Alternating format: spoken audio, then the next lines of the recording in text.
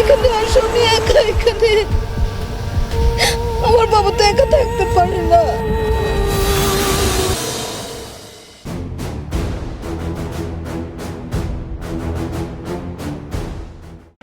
কক্সবাজার বিশ্বের দীর্ঘতম প্রাকৃতিক সমুদ্র সৈকত।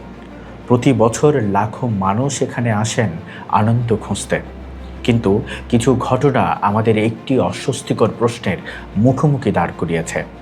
এই সমুদ্রে কি মানুষ শুধু স্রোতের কাছে হাঁটছে, নাকি আমাদের প্রস্তুতির অভাবের কাছেও?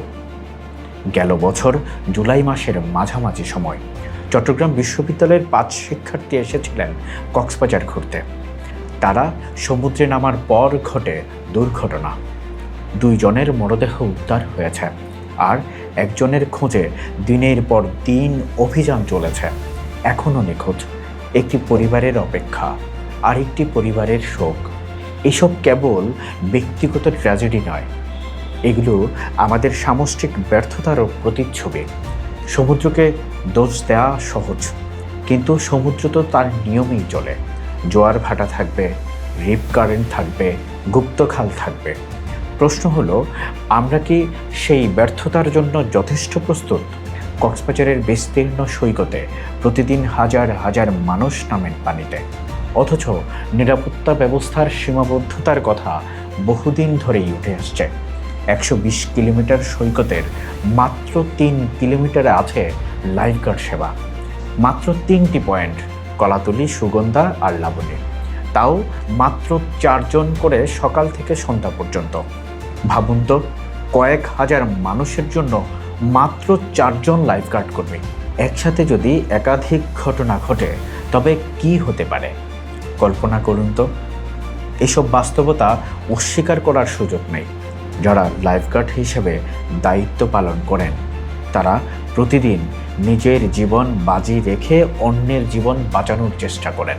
কিন্তু সাহস থাকলেই তো যথেষ্ট নয়, প্রয়োজন পর্যাপ্ত জনবল, আধুনিক সরঞ্জাম এবং কার্যকর সমন্বয়। বছর ঘুরতেই একটি খবর গণমাধ্যমে দেখবেন, অর্থের অভাবে প্রায় বন্ধ হয়ে যাওয়ার উপক্রম হয় এই কার্যক্রম।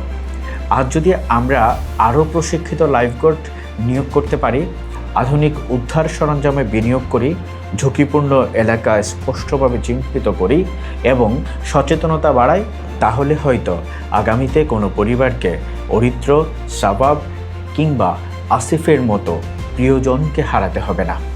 প্রতি বছর লাখো পর্যটক আসে এই সমুদ্র দেখতে। তাহলে চিন্তা করুন, কত শত কোটি টাকার ব্যবসা হয়, সরকার রাজস্ব পায়, কিন্তু লাইফগার্ডের মতো জরুরি সেবা আসে বেসরকারি উদ্যোগ থেকে। সিসেফ লাইফগার্ডের তথ্য বলছে, গত 12 বছরে তারা 76 জন মানুষের মরদেহ উদ্ধার করেছে এই সৈকত থেকে, আর প্রাণ বাঁচিয়েছে প্রায় 8 শতাধিক পর্যটকের।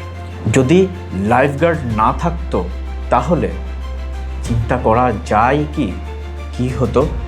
রাষ্ট্র চাইলেই এই কার্যক্রমকে সরকারি উদ্যোগেই করতে পারে, কিন্তু কেন করছে না? যদি পর্যটনকে বিকশিত করতে হয়, তবে পর্যটকের নিরাপত্তা সর্বাগ্রে নিতে হয়। তবে আরেকটি বিষয়ও সমান গুরুত্বপূর্ণ, পর্যটকদের সচেতনতা। লাল পতাকা অমান্য করা, নির্ধারিত এলাকার বাইরে গোসল করা কিংবা সতর্ক বার্তা উপেক্ষা করা, এসবও দুর্ঘটনার বড় কারণ। নিরাপত্তা কেবল প্রশাসনের দায়িত্ব নয়, এটি আমাদের সবার দায়িত্ব।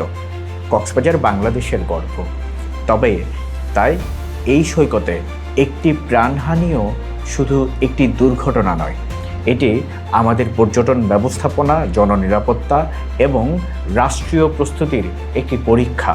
কারণ একটি জীবন শুধু একটি সংখ্যা নয়, একটি জীবন মানে একটি পরিবার, একটি স্বপ্ন, একটি ভবিষ্যৎ। কক্সবাজারের ঢেউ থামবে না। প্রশ্ন হলো, এবার কি রাষ্ট্র বা সরকার দায়িত্ব পালন শুরু করবে? বেইনসাইড দেখুন এবং সাথে থাকুন।